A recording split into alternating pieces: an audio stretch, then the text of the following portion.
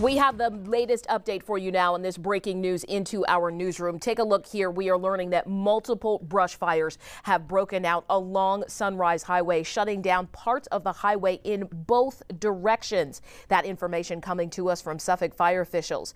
Now, this video we have for you, we've got new video sent into our newsroom of the smoke coming up from the side of the highway. It was sent into us by a viewer driving right past one of these fires, and just look at how the smoke is overtaking the highway there.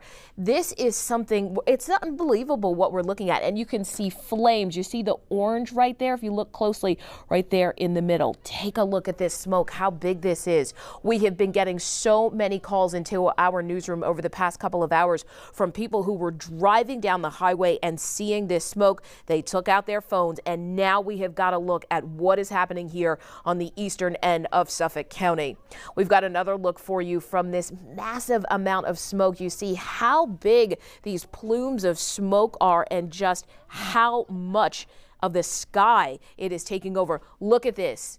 This tells the story of just how big one of these fires is. You see all of this sky, and look at this smoke. It is covered. A viewer telling us that this is drone footage from Calverton. We also want to show you a look at the area affected. We've got a map here just so we can understand exactly where we're talking about here on Long Island.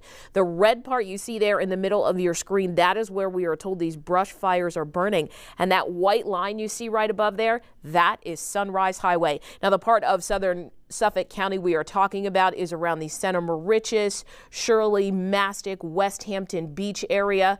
We want to bring in meteorologist Julian Seawright, who's been keeping an eye on these fires. And Julian, the smoke from this is so much. We can see it. This is a picture here from Main Street in Westhampton. And look in the corner over here. That's smoke. Yeah.